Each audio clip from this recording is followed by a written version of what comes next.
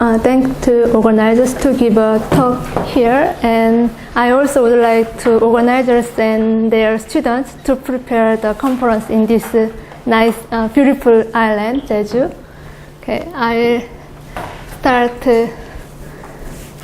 This talk is the joint work with Professor Gustavo Erokovets, Mikia Masuda, and Panov, and I will establish the cohomological rigidity of two families of manifolds associated with Pogorelov class.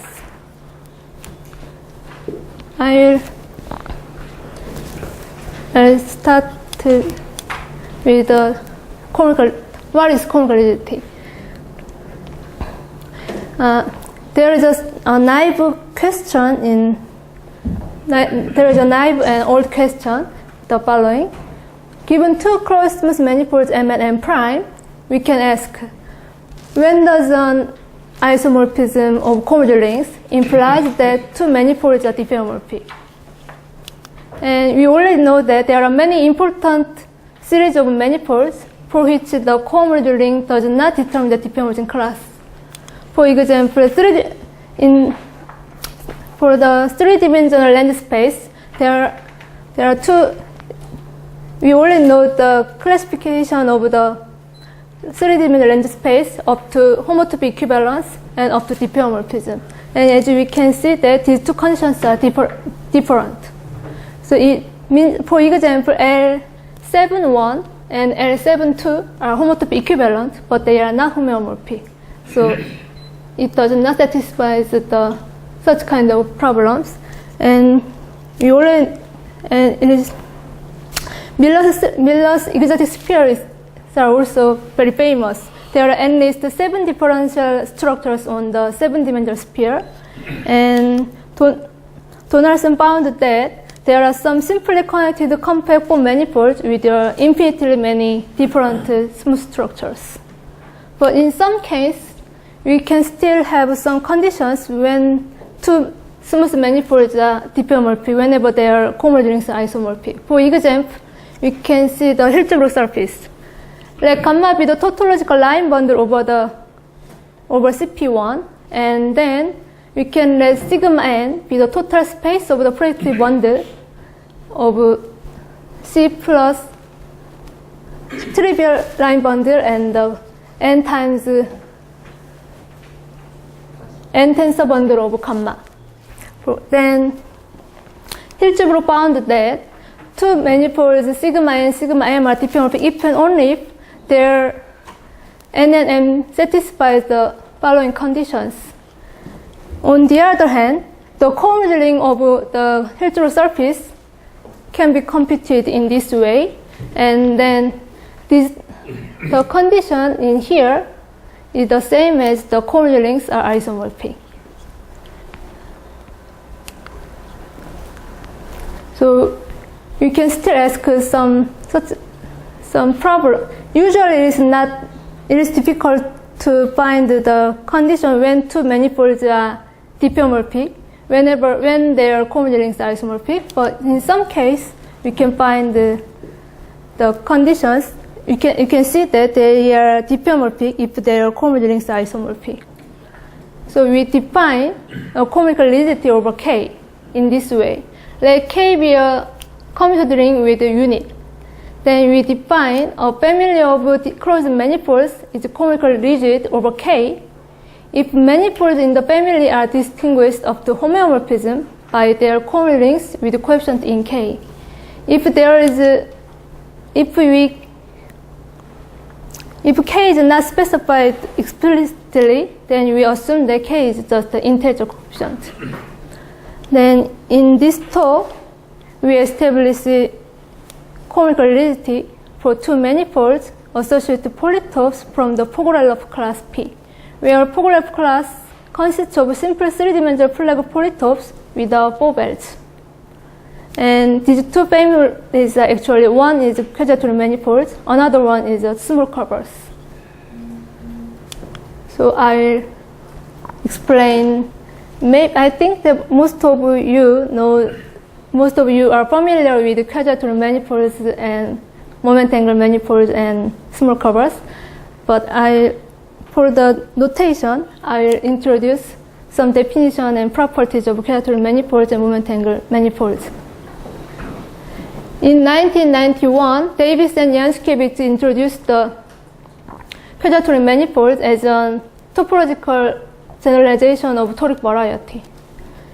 A quadratic manifold M is a closed smooth manifold of dimension 2n with a smooth section of the torus Tn, where the torus Tn acts on the manifold locally standard, and there is a projection map from the manifold to the simple point of P, where the pivots of pi are the orbits. For example, the complex project space Pn is a quadratic manifold over the simplex delta n, and the Hilbert surface and the quantity sum of CP2 and CP2 are quadratic manifolds over the square I2. And they also found that they also found that quadratic manifolds can be expressed as a combinatorial object called the characteristic pair, which consists of a simple polytope and a map called characteristic function. David and Januszkiewicz found that there is a one-to-one correspondence between the families of quadratic manifolds and the families of characteristic pairs P lambda, where P is a simple polytope of dimension n, where dimension of the manifold is 2n, and where lambda is a characteristic function which defines from the set of facets of the polytope to the integer vectors.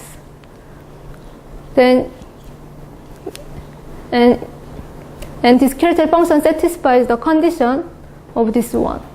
Whenever the facets meet at a vertex, the corresponding vectors lambda f I form a basis of the integer lattice Gn. Then you can,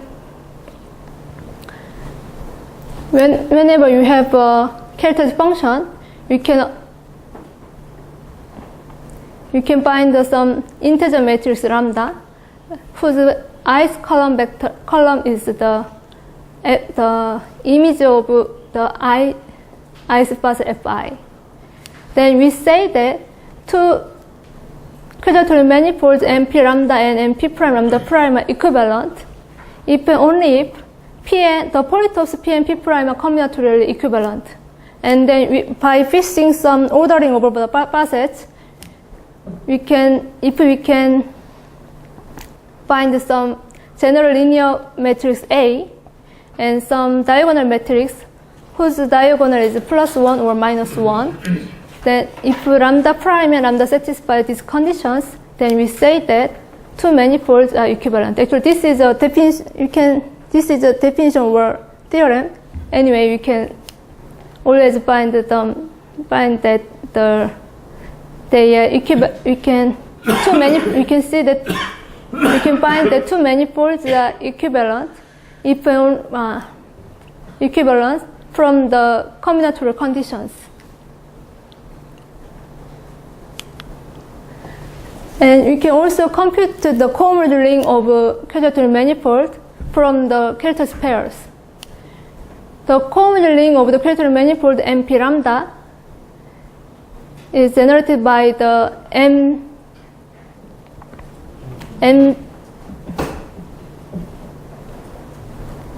variables V1 to Vm, and where IP is called the standard region ideal, which is the ideal generated by the monomials Vi1 to Vik whenever the corresponding facets do not intersect, and where J lambda is the ideal generated by linear forms coming from the characteristic function lambda.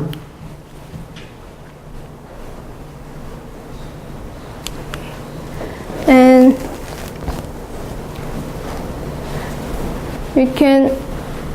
there's another manifold you can consider another manifold called moment angle manifolds from the simple polytopes. Let P be an n-dimensional simple polytope with facets F1 to Fm. And if we let Fti be the I-dimensional coordinate circle of Tm corresponding to the I space Fi, then for each base F, which is the intersection of the facets Fj's, then we can set Tf is the product of the corresponding coordinate circles. Then we define the moment angle manifold corresponding to P as a quotient space, P times Tm mod some quotient relation, which is written in this way. For example, the moment angle manifold corresponding to the simplex delta n is the other dimensional sphere S2n plus 1. And the moment angle manifold corresponding to the product of simplex is the product of the odd dimensional spheres.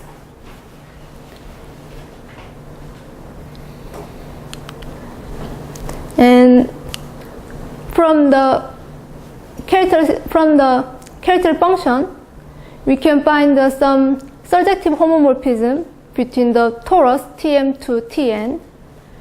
And from this homomorphism, we can find some subtorus of Tm, which is generated by the null space of this matrix lambda. Then Davis and Jansky found that this subtorus kernel lambda bar acts freely on the moment angle manifold Zp, and it satisfies that there is some principal T-n-n bundle from Gp to MP lambda, where this T-n-n is isomorphic to this kernel lambda bar. For example, if we see the n by n plus 1 matrix of this form, then this matrix defines the character function on the standard simplex delta n. And the kernel is the diagonal circle of the Tn plus 1. And this diagonal circle freely acting on the moment angle manifold S2n plus 1. And the quotient, by quotienting the diagonal action, we can obtain a complex free space. So this is the moment angle complex manifold associated with the simplex, and this is the quadrature manifold associated with the simplex.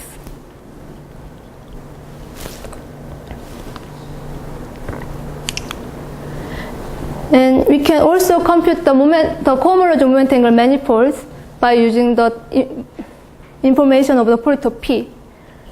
Recall that the cohomological ring of the quadrature manifold NP lambda is of this form. By letting K bracket P is the quotient of the polynomial ring by the Stanley ideal IP. Buxtov and Panoff found the following isomorphism of multigrade commutative algebras. The cohomology of the moment angle manifold is isomorphic to the Toric algebra of the Toric algebra of Kp, and this is also can be written as in this way. Ui has a multi-degree -1 to EI, where EI is the elementary I spector, and multi-degree of the Vi is 0 to EI, and the differential map D is dui Vi, and dVi is equal to 0. And they also found the relationship between the cohomology moment angle manifolds and the cohomology of the and the information of the quadrature manifolds. They found that the cohomology ring of the moment angle manifold is isomorphic to the Toric algebra of the cohomology ring of the quadrature manifolds.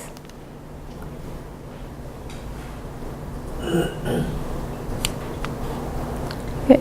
I'll introduce the cohomology problems in Toric topology. Actually, in Toric topology, there are various kinds of cohomology problems.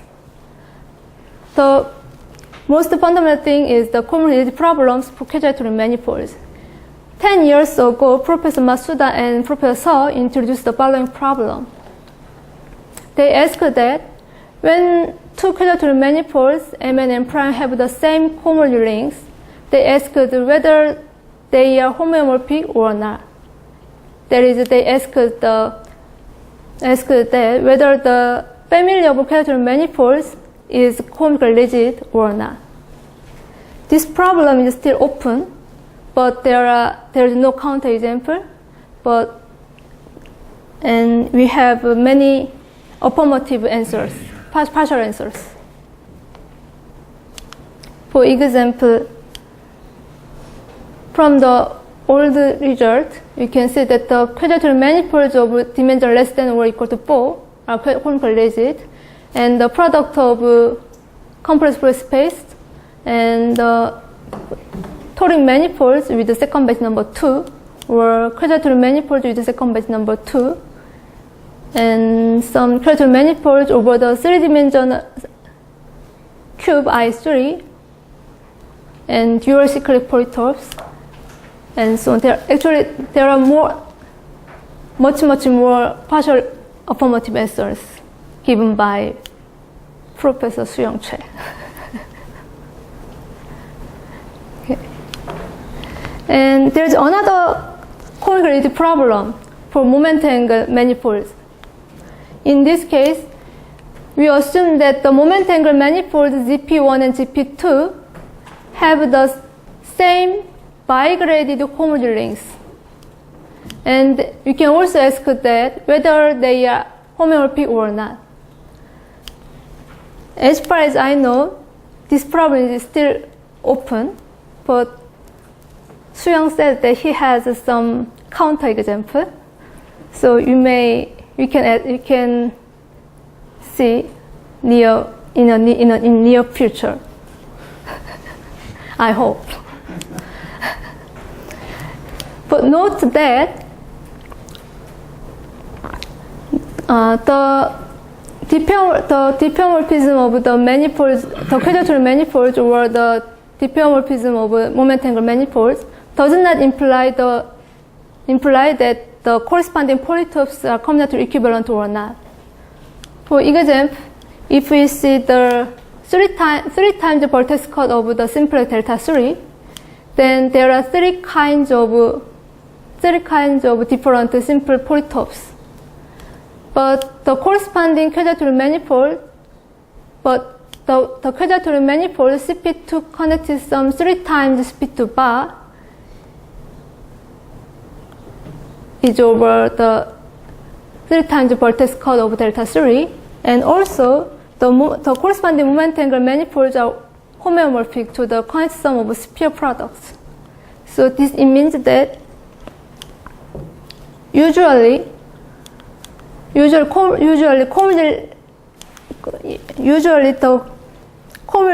cohomology ring does not determine the combinatoriality, does not determine the polytopes. But in some case, we can ask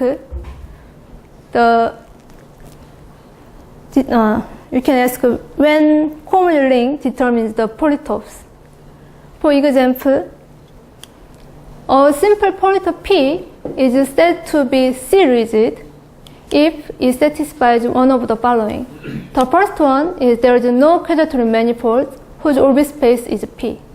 Or there exists a quadrature manifold whose orbit space is P, and whenever there exists a quadrature manifold N over another polytope Q with the same cohomology ring, then this polytope P and Q are combinatorial equivalent.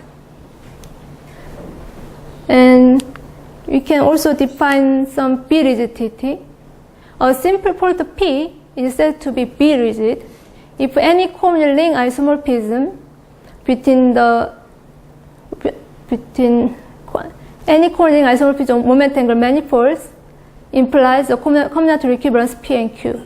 Actually, this B stands for the name of bookstopper, and this C stands for the cohomology. And it is already known that the relationship between B-rigidity and C-rigidity. a simple polytope P is B rigid, then it implies C rigid. But the reverse part may be not true. There is an example. Counterexample. Yeah, there is counterexample. Yeah. So there is a C rigid polytope, but not B rigid. Yeah. Yeah. Yes. So now I would like to introduce the Cohomological rigidity over the manifolds associated with the polytopes in the Pogorelov class. A Pogorelov class P consists of simple three-dimensional polytopes which are flat and do not have bobels. The meaning of flag is the following. A simple polytope is called flag if every collection of its pairwise intersection faces has a non-empty intersection. And a simple three-dimensional polytope P, for a three-dimensional simple polytope P, a K-belt of the polytope P is a cyclic sequence of facets such that some of the facets has a non-empty intersection if and only if this R is equal to 2 and they satisfy ion mass to plus minus 1. It means that the neighbor facets intersect, but others are not non-intersect, do not intersect. Simply say, if a polytope P is in the Pogorelov class, it means that it has no triangle and it has no square. No triangle coming from the flagness and no square coming from the has no bobeltness. So for example, a dodecahedron consists of only pentagon and hexagon. So dodecahedron belongs to the Pogorelov class P. And the name of Pogorelov is coming from the hyperbolic geometry. And every polytope in the Pogorelov class is realized as the right-angled polytope in Lobachevsky space. Here, what means the cyclic sequence? Okay. I need to.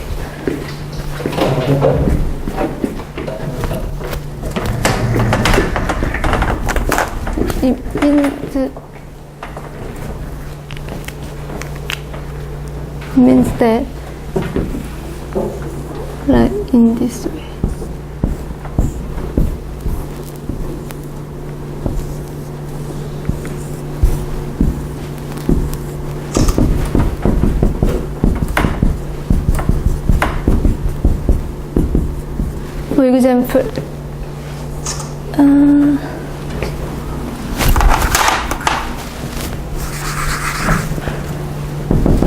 For example, this kind of things form this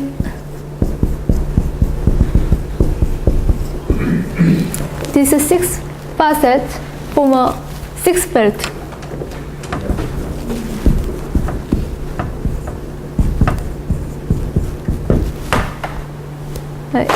I mean, in this. Yeah. Yes. But then IR minus I1 is plus minus 1. Modulo That's modulo K. That's modulo. K. Sorry.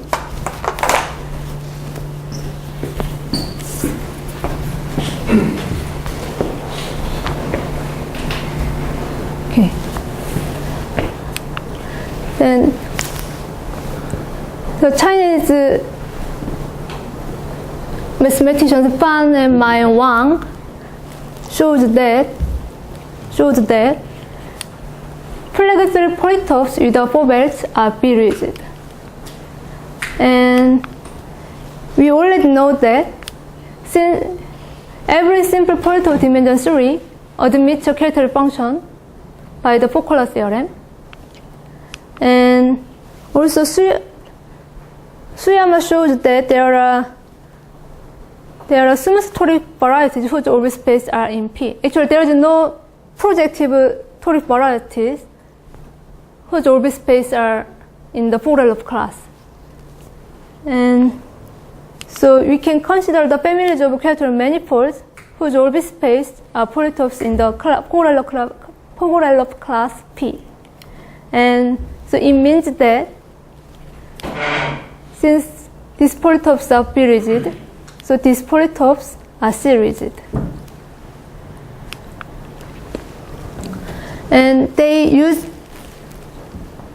the following lemma. Let us consider the set of common class TP, which consists of UI, Vj, where the corresponding paths Fi and Fj do not intersect. And if the polytope P is in the Pogorelov class, then for any corresponding isomorphism, psi satisfies the following things. Every corresponding isomorphism sends the set TP to TP prime. And using this lemma, we can show that. Could you tell me what is UI and Vj? UI is generator. yes, the Cohomological generator. But that's field coefficient. Yeah, field coefficient. Yeah. Yeah. One more. Yeah. Here. Yeah. This is UI and Vj are the generators of moment angle So manifold. degree of UI is Is it -1 to EI? If we see in the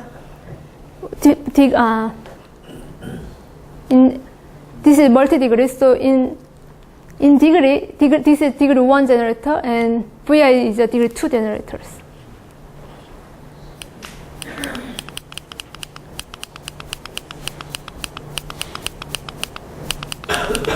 And this kind of things happen only, I think, only in the Pogorelov class. In this case, we don't have a triangle. We have neither triangle nor square, so it has some strong combinatorial property. So I think that this kind of things happens only in this case. Usually, it is impossible to find this kind of things. And using this lemma, we can also show that if by considering the set of common class in the degree 2 cohomology class of the quadratic manifolds, we can also show that whenever polytope P is flat and whenever P is in the polytope in the Pogorelov class, and if M prime is a quadratic manifold of another polytope P prime, then we can show that if there is a cohomological isomorphism from H star M to H star M prime, then this isomorphism P satisfies that this set dm sends to dm prime, and actually it is bijectively. So it means that whenever if the orbit space of quadratic manifold is in the Pogorelov class, then Vi sends to plus minus Vi prime. Plus Vi prime or minus Vi prime. It means that this, if there is a cohomological isomorphism H star M to H star M prime, then M and M prime are equivalent. They are same. Since P is a series, P and P prime are combinatorial equivalent, and Vi goes to plus minus Vi prime, so it means that they are the same manifolds. So we can see that if M and M prime are quadratic manifold, and if M is a So are these all manifolds 6-dimensional or? 6-dimensional, because polytope P is 3-dimensional. So in this case, two manifolds, the commingling of two manifolds isomorphic implies that two manifolds are equivalent. It means that there is some weakly equivariant homeomorphism, and in dimension 6, homeomorphism implies a diffeomorphism. homeomorphic implies diffeomorphic, so we get this kind of equivalent conditions. And it's because you have this before the lemma. Yes. So the VI, the generator. Yes. Generator of the second cohomology. Yes. That with field coefficient, right? So H2 Yes. and that's called field coefficient. Yes. And then, so UI maps to UI plus minus UI prime. Yeah. That's the conclusion of this lemma. Yes. And that gives you this Yes. sort of diffeomorphism. Yes. And usually the two conditions are not equivalent. For example, if you consider the Hilbert surfaces, then they are diffeomorphic if only if n and m are congruent to modulo 2, but they are equivalent if only if they have the same absolute values. So usually these two conditions are different, but in this particular case, they are the same. And by replacing the dimension and the torus with dimension 2n and torus tn with the dimension n and torus G2n, you can define a small curve, and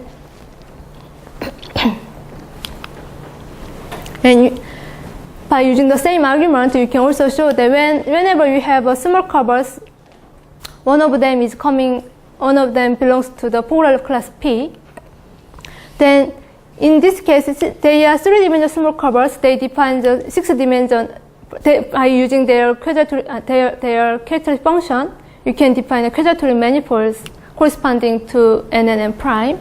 And using the same argument, you can also see that these two cohomological isomorphic implies that the corresponding small curves are equivalent. And this implies, The previous slide? Yeah. Sorry. So there, the theorem H star m and H star m prime are isomorphic. The cohomology ring is with field coefficient or integer coefficient. integer. Yeah. But it seems that it also holds for Q coefficient. You have never used G coefficient. Yeah, why do you assume this integer coefficient? Because here you are using field coefficient. Yeah. Is it? Yeah. But I think somehow she's using this. So the generator sense to generator. Yeah. That gives you some conditional equivalence. Yeah. And the equivalence there, don't you need the integer coefficients? We use from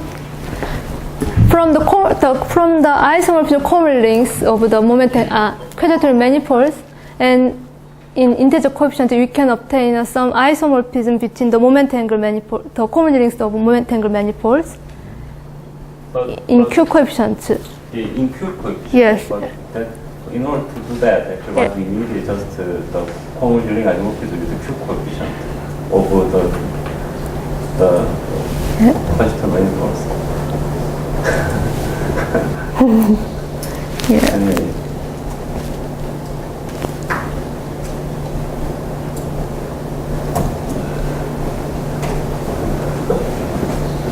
Even better. Is it actually that strong? I mean, if you have a field coefficient isomorphism, then you get an equivalence of manifold. Some argument might be hidden in them. Yeah, but actually, whenever we prove these things, I thought that the important things, most of the important things are coming from the combinatorial property of the polytopes. Actually, in this lemma, we have this kind of cohomological class, and they are all the generators of these things, and we have some.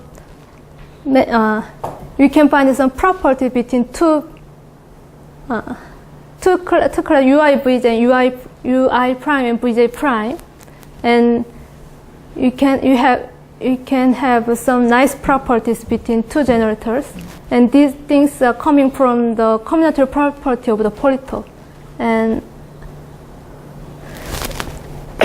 so. And you might not need supercoefficient isomorphism. Yeah. So check it. Okay. Okay. Thank you.